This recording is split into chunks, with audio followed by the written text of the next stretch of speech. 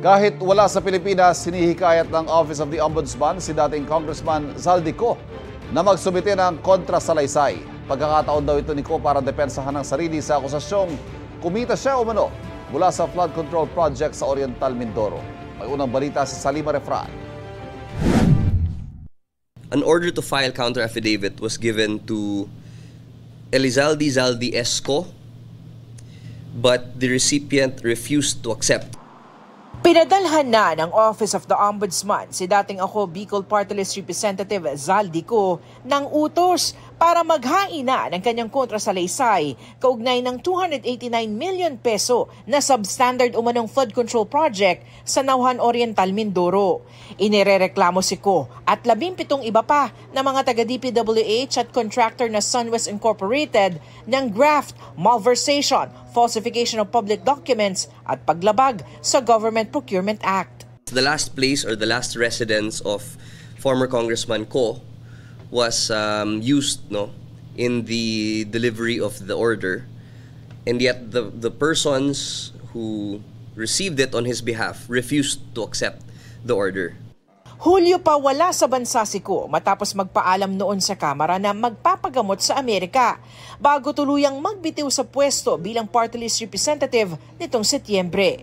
May Interpol Blue Notice na kay Ko na pinaniniwala ang nasa Europa. Gayunman, hinihikayat pa rin ng Office of the Ombudsman na maghain si Ko ng kanyang counter-affidavit.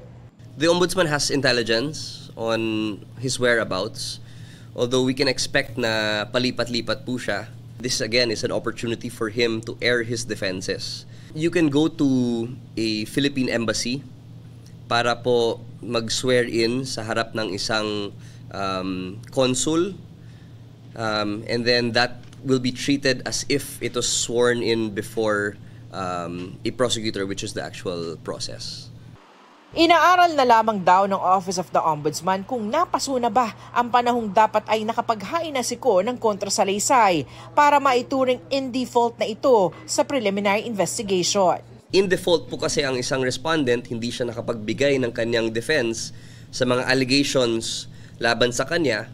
Ang nangyari po doon, yung lahat ng nasubmit, including na po yung complaint affidavit ng complainant, ay magiging basis na po ng prosecutor dun sa kanyang resolution, whether or not there is probable cause or yung prima facie case with reasonable certainty of conviction.